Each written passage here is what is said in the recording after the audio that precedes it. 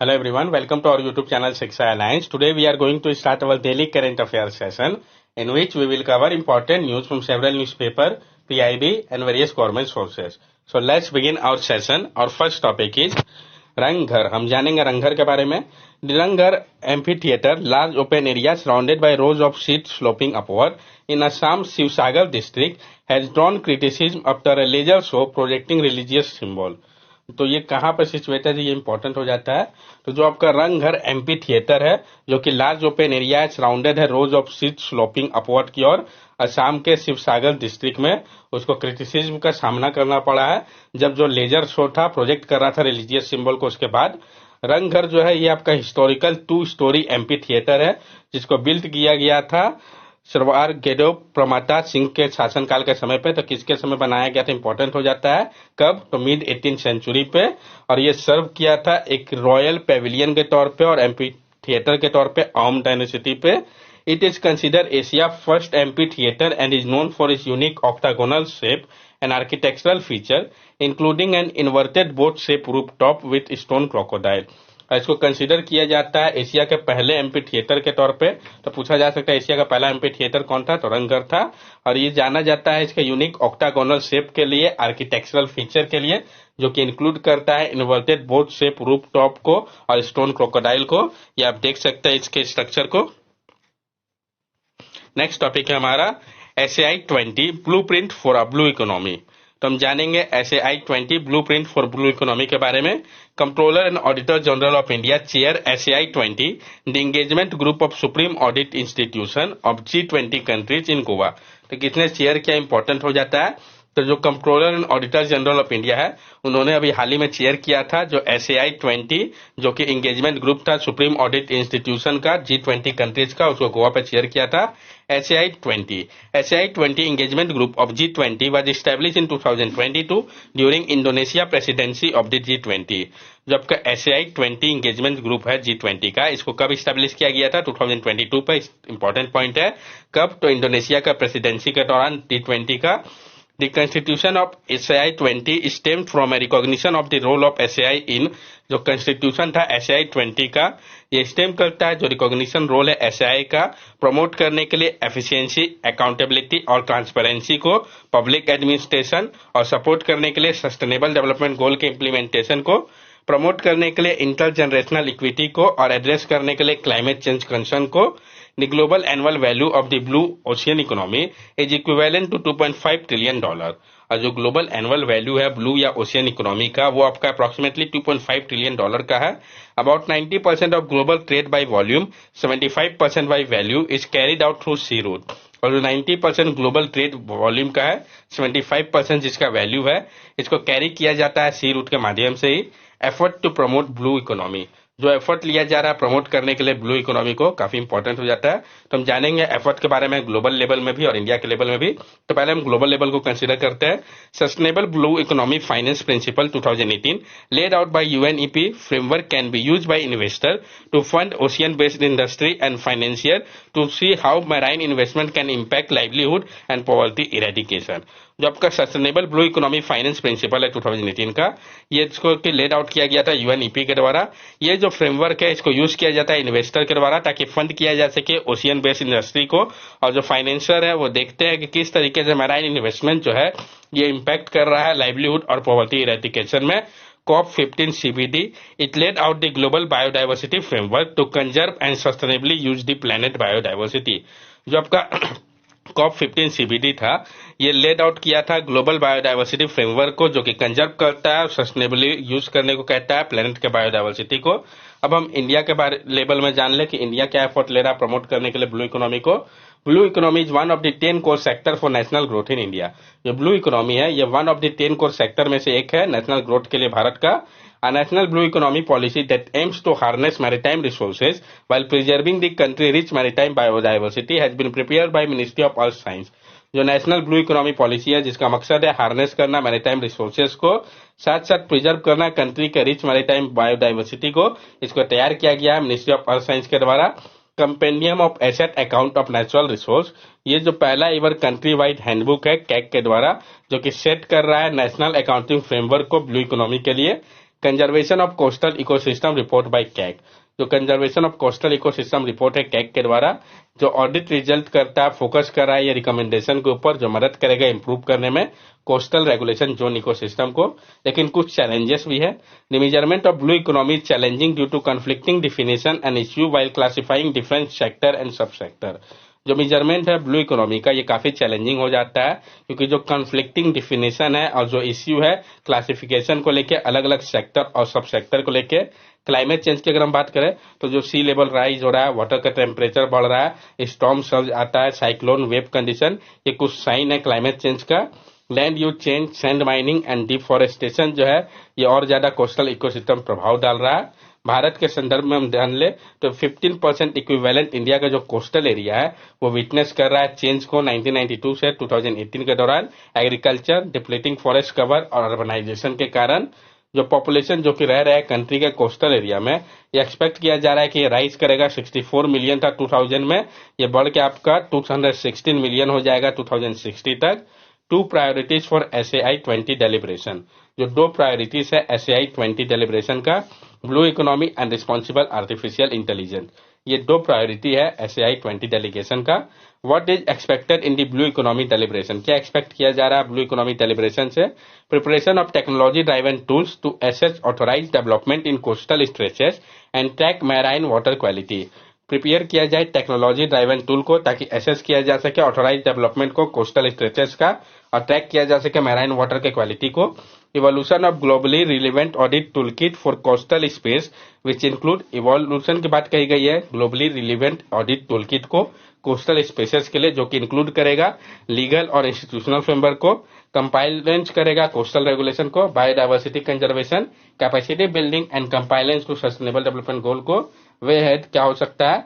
तो disaster resilient infrastructure along coast, यानी disaster resilient infrastructure होना चाहिए कोस्ट के पास। ICT hub for early warning system, ICT hub होना चाहिए अर्ली वार्निंग सिस्टम के लिए।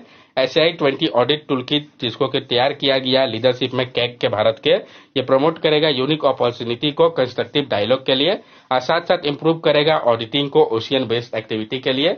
इससे हम क्या कंक्लूजन निकाल सकते हैं? The audit toolkit will help in the assessment of policy goal and resource efficiency while leaving economic opportunity toward a truly sustainable blue economy based global development model. ये जो ऑडिट टूलकिट है ये मदद करेगा assessment में policy गोल को, resource efficiency को, साथ साथ लिवरेज करेगा इकोनॉमिक अपॉर्चुनिटी को एक truly sustainable blue economy based global development model के तौर पे। नेक्स्ट टॉपिक हमारा डिजिटल ट्विन्स। हम जानेंगे डिजिटल ट्विन्स के बारे में। इंडिया में soon join the rank of city and country such as Singapore, Yankton in China, Dubai, Saudi Arabia, etc.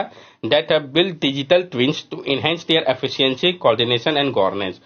Bharat जो है वो बहुत जल्द ज्वाइन कर लेगा जो रैंक ऑफ सिटी या कंट्री है, जैसे कि सिंगापुर, यंगटन जो है चाइना का, दुबई, सऊदी अरेबिया जैसे कंट्रीज को, जिन्होंने बिल्ड किया है डिजिटल ट्विन्स को ताकि इनहेंस किया जा सके उनके एफिशिएंसी को, कोऑर्डिनेशन को और गवर्नेंस को।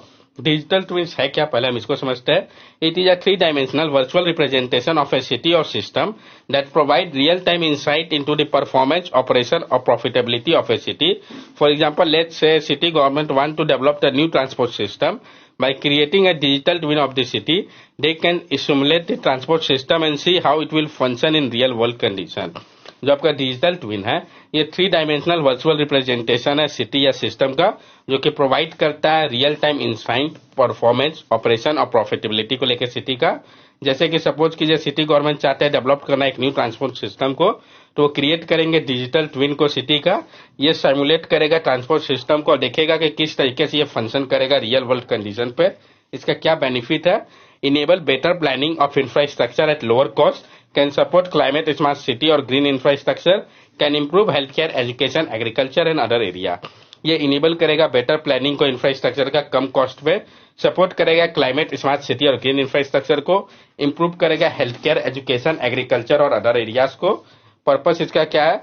तो इम्प्रूव करना एफिशिएंसी, कोऑर्डिनेशन और गवर्नेंस को सिटी के लिए, जैसे कि डिजिटल ट्विन्स जो है इसका उपयोग किया जा सकता है ऑप्टिमाइज करने के लिए ट्रैफिक फ्लो को, रिड्यूस करने के लिए कॉन्जेशन को, इम्प्रूव करने के लिए एफिशिएंसी को, पब्लिक ट्रांसपोर्टेशन सिस्टम का मैनेज करने के लिए एनर्जी कंजम्पशन को, मॉनिटर किया जा सकता है एयर और वाटर क्वालिटी को, आइडेंटिफाई किया जा सकता है एरिया को जो कि वल्नरेबल है नेचुरल डिजास्टर के लिए। ये सारे पर्पस के लिए इसका उपयोग हो सकता है, लेकिन कुछ चैलेंजेस भी है, जैसे कि require large amount of data collection and processing, can be costly and time consuming to develop, require expertise in data analysis and 3D modelling. इसके लिए लार्ज अमाउंट ऑफ डाटा का कलेक्शन और प्रोसेसिंग करना होगा, कॉस्टली हो सकता है, time consuming हो सकता है डेवलप करना, और इसके लिए एक्सपर्टाइज चाहिए डाटा एनालिसिस और 3D मॉडलिंग के ऊपर। फ्यूचर पोटेंशियल इसका क्या हो सकता है? Could revolutionise the way we plan and manage city, could improve the quality of life for urban residents. This could lead to more sustainable and efficient use of resources. ये जो है एक revolution ला सकता है, जिस तरीके से हम प्लान करते हैं या मैनेज करते हैं सिटी को, इम्प्रूव कर सकता है क्वालिटी ऑफ लाइफ को अर्बन रेसिडेंट के लिए। ये जो है सस्टेनेबल और एफिशिएंट यूज ऑफ रिसोर्स में मदद कर सकता है। नेक्स्ट टॉपिक हमारा बिजनेस रेडी प्रोजेक्ट। तो हम जानेंगे बिजनेस रेडी प्रोजेक्ट के बारे में। The World Bank Group had launched its Business Ready project, which will assess the business and investment climate in up to 180 economies annually. तो किसने launch किया, ये इंपॉर्टेंट हो जाता है।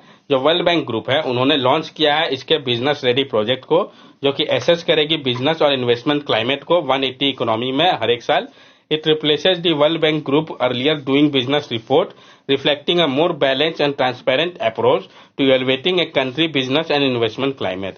ये रिप्लेस कर रहा है जो वर्ल्ड बैंक ग्रुप का पहले डूइंग बिजनेस रिपोर्ट था उसको।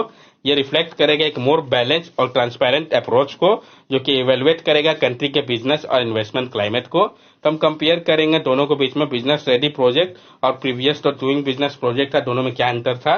तो बिजनेस रेडी प्रोजेक्ट का ऑब्जेक्टिव क्या था? एसेस करना बिजनेस और इन्वेस्टमेंट क्लाइमेट को अप टू 180 इकोनॉमिक्स में ट्रांसपेरेंट और फेयर वे पे। डूइंग बिजनेस रिपोर्ट जो था प्रोजेक्ट था आपका पहले का, ये इवेलुएट करता था स्टैंड पॉइंट को प्राइवेट सेक्टर डेवलपमेंट का पूरे रूप में। क्राइटेरिया की अगर हम बात करें बिजनेस रेडी प्रोजेक्ट के लिए, तो business entry, business location, utility service, labour, financial service, international trade, taxation, dispute resolution, market competition और बिजनेस इंसॉल्वेंसी, ये सारे क्राइटेरिया है। जबकि डूइंग बिजनेस रिपोर्ट में स्टार्ट करना बिजनेस को, डील करना कंस्ट्रक्शन परमिट को लेके, electricity, registering property, getting credit, protecting minority investor, tax पे करना, ट्रेड करना अक्रॉस बॉर्डर, इन्फोर्स करना कॉन्ट्रैक्ट को और रिजॉल्व करना इंसॉल्वेंसी को, यही सब था। स्कोप की अगर हम बात करें तो ये कवर करेगा 54 इकोनॉमिक्स को पहले साल में, और एक्सपेक्ट किया जा रहा है कि इसको बढ़ा के 180 इकोनॉमिक्स तक कर दिया जाएगा 2025-26 तक। अप्रोच की अगर हम बात करें बिजनेस रेडी प्रोजेक्ट के लिए, तो ये रिफ्लेक्ट कर रहा है एक मोर बैलेंस और ट्रांसपेरेंट अप्रोच को इवेलुएट करने को लेके कंट्री के बिजनेस और इन्वेस्टमेंट क्लाइमेट को। जबकि डूइंग बिजनेस प्रोजेक्ट जो था ओवरऑल अप्रोच था और जो मेथोडोलॉजी था वो ट्रांसपेरेंट नहीं था, साथ साथ डॉक्यूमेंटेशन भी जो बिजनेस रेडी प्रोजेक्ट का था वो उतना ट्रांसपेरेंट नहीं था। पब्लिकेशन की अगर हम बात करें तो जो पहला रिपोर्ट होगा उसको पब्लिश किया जाएगा स्प्रिंग में 2024 के, जो कि सब्सिक्वेंट रिपोर्ट एक्सपेक्ट किया जा रहा है कि एनुअली बेसिस में प्रिंट किया जाएगा। जबकि डूइंग बिजनेस में क्या था, रिपोर्ट्स को पब्लिश किया जाता था एनुअली। जो लास्ट रिपोर्ट था इसको रिलीज किया गया था 2020 में, इसको स्क्रैप कर लिया गया था 2021 में, जब प्रोब ने रिवील किया था कि जो रैंकिंग है China, Saudi Arabia, UAE, Azerbaijan का, कि उसको अल्टर किया गया उसके बाद। नेक्स्ट टॉपिक है हमारा global report on food crisis 2023। तो जो ग्लोबल रिपोर्ट है फूड क्राइसिस को लेकर 2023 का, इसके बारे में हम जानेंगे। जो ग्लोबल रिपोर्ट है फूड क्राइसिस को लेकर 2023 का, यह रिवील करता है कि जो नंबर ऑफ पीपल है जो कि सफर कर रहे हैं एक्यूट फूड इनसिक्योरिटी से, ये बढ़ा है। ये आपका 258 मिलियन पीपल हो गया 58 कंट्रीज में और टेरिटरीज में, जो कि सामना कर रहे हैं एक्यूट हंगर का। इस रिपोर्ट के बारे में हम जान ले। Global report on food crisis ये एक एनुअल रिपोर्ट है जो कि अचीव करता है कॉन्सेंसस बेस्ड असेसमेंट को एक्यूट फूड इनसिक्योरिटी के लिए पूरे विश्व में। किसके द्वारा रिलीज किया जाता है ये इंपॉर्टेंट है, तो फूड सिक्योरिटी इंफॉर्मेशन नेटवर्क और global network against food crisis के द्वारा इसको रिलीज किया जाता है। की हाईलाइट क्या था, तो जो नंबर है पीपल का जो कि एक्सपीरियंस कर रहे हैं एक्यूट फूड इनसिक्योरिटी को, ये बढ़ा है लगातार चौथे साल भी 2022 पे। की ड्राइवर्स क्या है, तो जो इकोनॉमिक शॉक आया था जिसके इंक्लूड करता है कोविड-19 को, यूक्रेन वार हो गया, जो कॉन्फ्लिक्ट और इनसिक्योरिटी है, वेदर या क्लाइमेट एक्सट्रीम हो गया, ये सारे रीजन है इसके पीछे का एक्यूट फूड इनसिक्योरिटी। ये जो एक ऐसा सिचुएशन है जब पर्सन या हाउस होल्ड जो है जो कि एक्सेस करते हैं एडिकेट फूड और न्यूट्रिशन को सिवियरली लिमिट हो जाता है, जिसके कारण हाई रिस्क हो जाता है स्टारवेशन या डेथ का। अब हम FSIN और GNAFC के बारे में भी जानेंगे। FSIN जो है ये ग्लोबल इनिशिएटिव है जिसको स्पॉन्सर किया गया है फूड एंड एग्रीकल्चर ऑर्गेनाइजेशन और वर्ल्ड फूड प्रोग्राम के द्वारा, international food policy research institute के द्वारा, ताकि मजबूत किया जा सके फूड और न्यूट्रिशन सिक्योरिटी इंफॉर्मेशन सिस्टम को प्रोड्यूस करने के लिए एक रिलायबल और एक्यूरेट डाटा को जो गाइड करेगा एनालिसिस और डिसीजन मेकिंग को। GNAFC ये एक अलायंस है ह्यूमैनिटेरियन एंड डेवलपमेंट एक्टर का, जिसको फाउंड किया गया था European Union FAO world food programme के द्वारा, कब 2016 में, ताकि प्रिवेंट किया जा सके और तैयार किया जा सके, रिस्पॉन्ड किया जा सके फूड क्राइसिस के दौरान और सपोर्ट किया जा सके सस्टेनेबल डेवलपमेंट गोल को, ताकि समाप्त किया जा सके हंगर को। That's all for daily current affair session. अगर आपको हमारी वीडियो अच्छी लगी हो तो हमारे चैनल सब्सक्राइब करें, हमारे वीडियो को लाइक करें और ज्यादा से ज्यादा शेयर करें। These are our social media link. From here also you can stay connected with us and give us your valuable feedback. Thank you and have a nice day.